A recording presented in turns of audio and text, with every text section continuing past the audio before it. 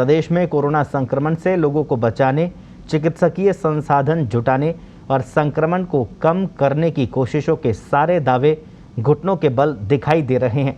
Corona महामारी अपने बेहद भयावह रूप में लोगों की जानें लील रही है। आज भी राज्य से 164 मरीजों की कोरोना संक्रमण के चलते मौत हो गई। राज्य के 25 जिलों में कोरोना से मौतें हुई है। इनमें सर्वाधिक 48 की मौत जयपुर में हुई है।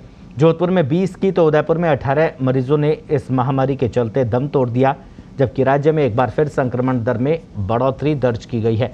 राज्य में आज 18,231 नए कोरोना पॉजिटिव मिले हैं। इसकी तुलना में रिकवरी 16,930 लोगों की हुई है। इसके साथ ही एक्टिव केस की संख्या 1,99,147 हो चुकी है। तो 2 लाख के करीब प्रदेश में अब एक्टिव केस नजर आ रहे हैं। तो प्रदेश में आज 18,231 नए मरीज मिले हैं। अजमेर में 450 मरीज, अलवर में 805, बांसवाड़ा में 121 मरीज आज सामने आए हैं। बारां में 221 मरीजों में संक्रमण मिला है। बाड़मेर में 411 कोरोना नए के पॉजिटिव मरीज सामने आए हैं। भरतपुर में 131, भीलवाड़ा में 778, बीकानेर में 621 कोरोना के पॉजिटिव मरीज सामने आए हैं। बूंदी में 128 मरीजों में संक्रमण मिला है। चित्तौड़गढ़ में 511 कोरोना पॉजिटिव, चूरू में 611 कोरोना मरीज, दौसा में 202, धौलपुर में 105 नए मरीज सामने आए हैं। डूंगरपुर में 234 मरीजों में संक्रमण मिला है। हनुमानगढ़ में 201 नए पॉजिटिव सामने आए हैं। जयपुर 4,902 नए मरीज अब तक के सर्वाधिक। जैसलमेर में 211, जालोर में 123, झालावाड़ में 289 नए कोरोना पॉजिटिव सामने आए हैं। झुंझुनू में 156। इसी तरह जोधपुर में 2,602 नए मरीज। जोधपुर में भी संक्रमण फिर से बढ़ा है। करौली में 145, कोटा में 503। इसी तरह नागौर में 121 नए मरीज सामने आए हैं। पाली में 208 मरीजों में कोरोना संक्रमण की पुष्टि हुई है। प्रतापगढ़ में 201 कोरोना पॉजिटिव। राजसमंद में 405 नए मरीज सामने आए हैं। सीकर में 491 नए मरीज। इसी तरह सिरोही में 203 मरीजों में कोरोना संक्रमण की पुष्टि हुई है। गंगानगर में 835 नए मरीज। सवाई माधोपुर में 202 नए मरीज। टोंक में 102 कोरोना पॉजिटिव सामने आए हैं और उदयपुर में 1002 नए मरीज आज कोरोना के सामने आए हैं। और इस पूरी खबर पर ज़्यादा जानकारी के लिए जयपुर से हमारी सहयोगी तस्नीम फोन लाइन पर जुड़ी है। जी तस्नीम, लगातार सरकार जो है वो प्रयास कर रही है कि किसी भी तरह से ये चेन टूटे, लेकिन संक्रमण बढ़ता जा रहा है। आज राजधानी में करीब 5,000 के करीब कोरोना पॉजिटिव केस सामने आए हैं। रिकॉर्ड है 4,901। क्या कुछ महामारी अब आउट ऑफ कंट्रोल हो गई है? बिल्कुल, कई दिन हुए कि महामारी जो है वो आउट ऑफ कंट्रोल हो चुकी है। राज्य सरकार के हाथ से भी और आम लोगों के हाथ से भी।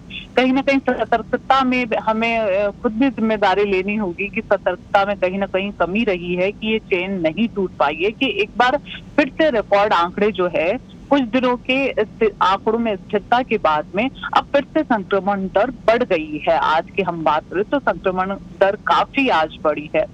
पूरे राज्य में 18,231 नए कोरोना मरीज मिले हैं, जबकि ये 16 से 17,000 के बीच में स्थिर थे आंकड़े, लेकिन अब ये 1,000 बढ़ गए हैं। वहीं आज हम रिकवरी की बात करें तो वो 1,000 घट गई है। तो इस तरह से एक्टिव केस है वो 2 लाख के करीब पहुंच चुके हैं।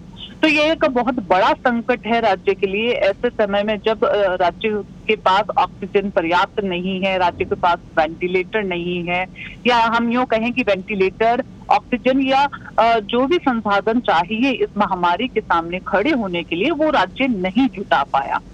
तो इन सभी संसाधनों के बीच जो है मरीजों की मौत लगातार बढ़ रही है। 164 मरीजों की एक दिन में कोरोना संक्रमण से मौत होना एक बड़ा आंकड़ा है, एक बड़ी संख्या है, बड़ी चुनौती है। तो इस चुनौती का सामना करने में राज्य सरकार कहीं ना कहीं यहाँ पर नाकाम रही है, और उसकी नाकामी जो है वो निश्चित तौर पर आम लोग जो हैं वो झेल रहे हैं। जी तस्नीम, लेकिन अभी तक जो सख्ती प्रदेश में लागू है तो प्रदेश की आधी आबादी घरों में है, इसके बावजूद संक्रमण बढ़ रहा है।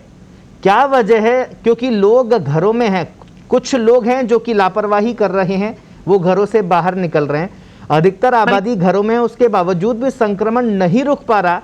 इसके पीछे क्या अहम वजह आपको लग रही है? देखिए, दरअसल तमाम सख्ती के बावजूद भी जो शादियों का जो सीजन है वो नहीं रोका गया है। 10 तारीख के बाद से रोका जाएगा। आज भी जब हमने रास्तों में देखा तो रास्तों में बारात के लिए बैंड बाजे वाले आ रखे थे। रास्ते में हमने देखा जब हम बाहर निकले, तो ये एक अपने आप में महामारी के समय ये बेहद तकलीफ से बात है कि शादी समारोह जो है वो रोके नहीं जा सक रहे हैं। उनमें जो भीड़ है, अगर 10, 12, 15 लोग भी इकट्ठा हो रहे हैं एक साथ या बैंड बाजे के साथ बारात जा रही है, तो महामारी के दौरान ये सब एक तकलीफ दे बातें हैं या एक तकलीफ दे सीन होता है कि आप महामारी में पूरी सड़कें सुनसान है और वहां से कोई बारात निकल रही है, तो आम लोगों की निश्चित तौर पर पूरी जिम्मेदारी बनती है इस महामारी में कि वो इन शादियों के सीजन में रोकती, जबकि सरकार अब 10 मई से इस पर रोक लगाने जा रही है, जबकि इस पर रोक जो है वो 1 महीने पहले ही लगाई जा चुकी होनी चाहिए थी। तो जरूर हम इस संक्रमण की चेन को तोड़ने में कामयाब रहते, क्योंकि कुछ लोगों की लापरवाही के कारण पूरा राज्य आज संकट से जूझ रहा है। एक बहुत बड़ा संकट है।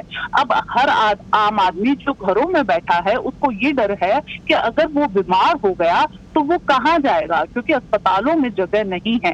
आज भले ही चिकित्सा मंत्री रघु शर्मा ने ये कहा हो कि कोई भी अस्पताल जो कोविड डेडिकेटेड अस्पताल है या सेंटर है तो वो मरीजों को लेने से इनकार नहीं कर सकता, इसके उन्होंने निर्देश दिए हैं। लेकिन सवाल यहाँ पर ये भी है तस्नीम, क्योंकि चिकित्सा मंत्री ने तो ये निर्देश दे दिया है कि कोई भी अस्पताल कोरोना का जो मरीज है उसको इलाज करने से मना नहीं कर सकता, लेकिन अस्पतालों के पास में क्या पर्याप्त मात्रा में ऑक्सीजन है या फिर पर्याप्त मात्रा में इंजेक्शन है, इसकी आपूर्ति के लिए सरकार क्या कर रही है? बिल्कुल, मैं वही कह रही हूँ कि भले ही चिकित्सा मंत्री ने ये निर्देश दे दिए हों, लेकिन हम अस्पतालों की हालात जाकर देखें, हम ग्राउंड रिपोर्ट देखें उनकी, तो हालात जो है वो इन आदेशों निर्देशों में फिट नहीं बैठते हैं। अस्पतालों के पास बैकअप नहीं है ऑक्सीजन को लेकर। ऑक्सीजन की जो ऑक्सीजन अभी आने वाली थी वो अब तक आई नहीं है। शाम को ऑक्सीजन कहा जा रहा था राज्य सरकार की तरफ से कि शाम को ऑक्सीजन के कंसंट्रेटर आ जाएंगे और उससे आपूर्ति शुरू कर दी जाएगी, लेकिन वो राज्य को अब तक नहीं मिले हैं। हालांकि हो सकता है कि देर रात आए, लेकिन फिलहाल तक नहीं आए हैं।